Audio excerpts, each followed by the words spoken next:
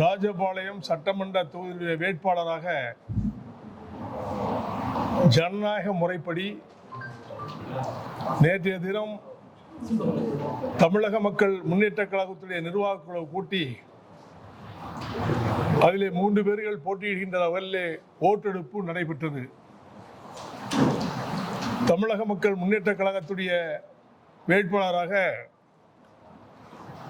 தமிழக மக்கள் முன்னேற்ற கழக பொதுச் செயலாளர் பிரிசில்லா ஜான் பாண்டியன் அவர்களை ஓட்டெடுப்பு மூலமாக தேர்வு செய்து அவர்கள்தான் ராஜபாளையம் சட்டமன்ற தொகுதியுடைய வேட்பாளர் என்பதை அறிவிக்கிறேன்.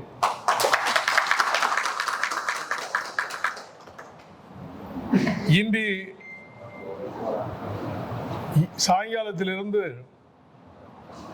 தொகுதிக்கு சென்று பணிகளை சிறப்பாக செய்து வெற்றி பெற தமிழக மக்கள் முன்னேற்ற கழகத்தின் சார்பிலேயும் தேசிய ஜனநாயக கூட்டணியின் சார்பிலேயும் அவர்களுக்கு வாழ்த்துதலை சமர்ப்பிக்கிறேன்.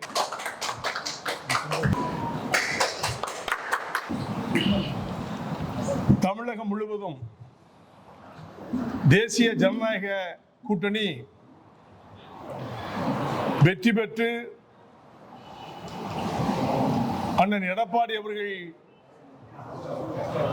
முதலமைச்சராக ஆட்சி பீடத்திலே அமர்வார்கள் என்பதை மகிழ்ச்சியோடு தெரிவித்துக் கொள்கிறேன். இதுவரை வரலாறு காணாத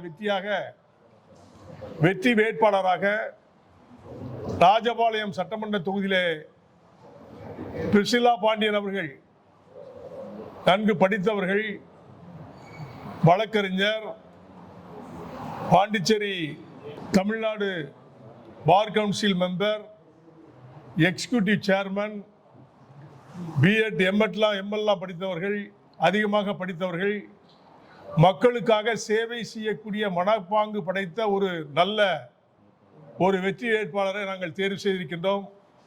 இதன் அடிப்படையிலே அவர்கள் நிச்சயமாக ராஜபாளையம் தொகுதியிலே வாழுகின்ற அனைத்து ஜாதி சமுதாய மக்களுக்காக சேவை செய்வதற்காக அவர்கள் காத்துக் கொண்டிருக்கின்றார்கள். அவர்களுக்காக பணி செய்வார்கள். நல்லபடியாக சேவை செய்து அந்த தொகுதியை மீண்டும் எப்பொழுதுமே அவருடைய தொகுதியாக தக்க வைப்பார்கள் என்ற நம்பிக்கையோடு அவர்களுக்கு இந்த தொகுதியை நாங்கள் அறிவிக்கின்றோம்.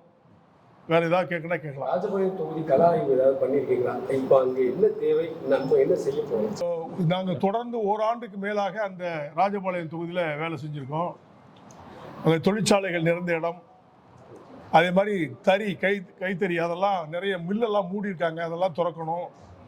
தொழிலாளர்கள் நிறைந்த இடமாக இருப்பதனால் தொழிலாளர்களுக்கு வேலை செய்வதற்கான ஆக்கப்பூர்வமான செயல்களை செய்வார்கள். தண்ணீர் பிரச்சனை அங்கே அதிகமாக இருந்து கொண்டிருக்கின்றது.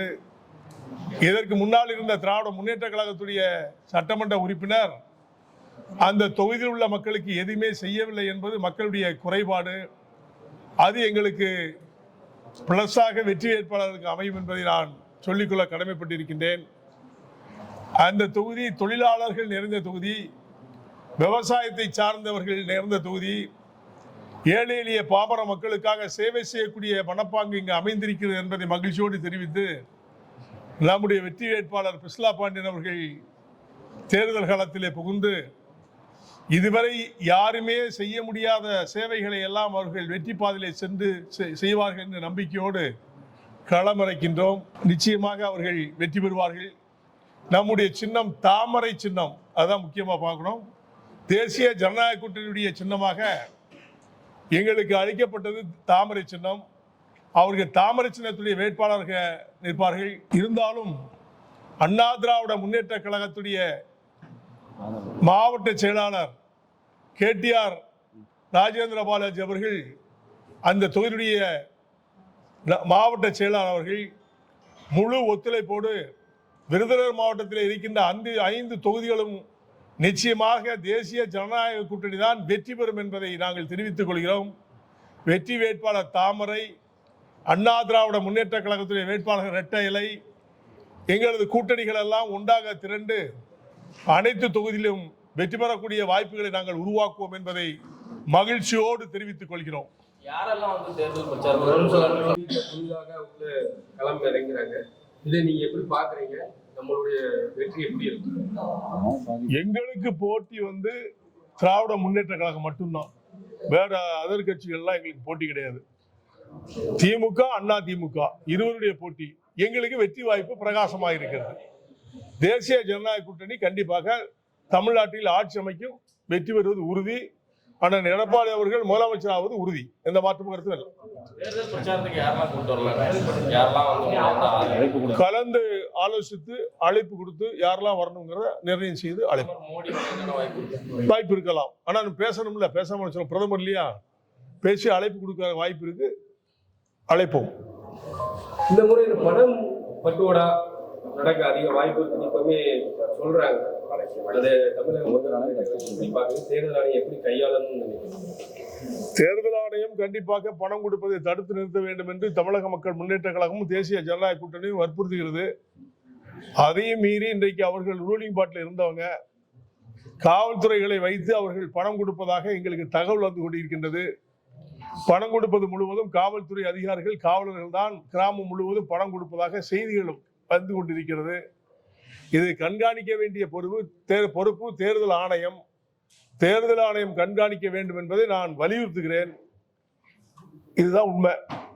திமுக தேர்தல் வாக்குறுதி அளிக்கப்படுறாங்க, அதுல வந்து ஏழை எளிய நடுத்தர மக்களுக்கான அதிர்ஷ்டம் காத்திருக்கு அப்படின்னு முதல்வர் சொல்லியிருக்காரு. இதை நீங்க எப்படி? இதுவரைக்கும் 5 வருஷமா அதிர்ஷ்டம் ரொம்ப இருந்துச்சு, பார்த்துருப்பீங்களா? கொலை, கொள்ளை, கஞ்சா வியாபாரம், சார வியாபாரம், டாஸ்மாக் இதெல்லாம் செய்தவங்க வந்து இன்னும் 5 வருஷத்துல ஜெயிச்சு எப்படி என்ன பண்ண போறாங்கன்னு உங்களுக்கு தெரியாதா? அதெல்லாம் சும்மா தேர்தல் வாக்குறுதி. கிட்டத்தட்ட முன்னால தேர்தல் வாக்குறுதியில் கொடுத்ததெல்லாம் என்னாச்சு? இது வரைக்கும் ஏதாவது செய்திருக்காங்களா? 1-2 செஞ்சிருப்பாங்க. மொத்தத்தில் 99 விழுக்காடு ஒண்ணுமே செய்யலையே மக்களுக்கு. தேர்தல் வாக்குறுதி என்பது திமுகவுடைய வாக்குறுதி, பொய்த்து போன வாக்குறுதி. அவர்கள் பொய்யை தவிர வேறு ஒன்றும் சொல்லுவதற்கு இல்லை. பொய் சொல்லியே மக்களை ஏமாற்றி ஆட்சி பீடத்தில் அமர்ந்தவர்கள் இனிமேல் செய்ய போகின்றார்கள். வாக்குறுதி என்பது பொய்யானது. இந்த மக்கள் இப்பொழுது நம்ப மாட்டார்கள். திராவிட முன்னேற்ற கழகத்தை அப்புறப்படுத்த வேண்டும் என்ற குறிக்கோளோடு மக்கள் வேலை செய்து கொண்டிருக்கின்றார்கள். ஆசிரியர் பெருமக்கள், காவல்துறையினர், அரசு அதிகாரிகள், அரசு துறையில் வேலை செய்கின்றவர்கள், இப்பேற்பட்ட துப்புரவு தொழிலாளர்கள், ஒட்டுமொத்தவர்களுக்கும் எதிர்ப்பாக இருக்கின்ற திராவிட முன்னேற்ற கழகம் எப்படி ஆட்சி பீடத்தில் உட்கார முடியும்? அவர்களுக்கெல்லாம் செய்த நன்மைகள் என்ன? அவர்கள் கொடுத்த வாக்குறுதியை ஏதாவது செய்திருக்கின்றார்களா? இதுவரை செய்யவே இல்லையே. அப்படி இருக்கும்பொழுது எப்படி இவர்கள் வாக்குறுதியெல்லாம் உண்மையாகும்? ஆகவே அவர்கள் சொல்லுகின்ற வாக்குறுதி முழுவதும் ஏழை எளிய மக்களை நசுக்குகின்ற வாக்குறுதியாகத்தான் இருக்குமே தவிர பேசுவது ஒன்று, செயல்படுவது ஒன்று. ஆகவே இது பொய்த்து போன வாக்குறுதியாக நான் கருதுகிறோம். தமிழக மக்கள் முன்னேற்ற கழகம் தனி வாக்குறுதி ஏதாவது தேர்தல் வாக்குறுதி? ஆமாம், கண்டிப்பாக. தொகுதியில் நாங்கள் ஏற்பாடு பண்ணிக்கிட்டு இருக்கோம், ரெடி ஆகிட்டு. அது ப்ரெஸ் மீட் வச்சு கொடுப்போம்.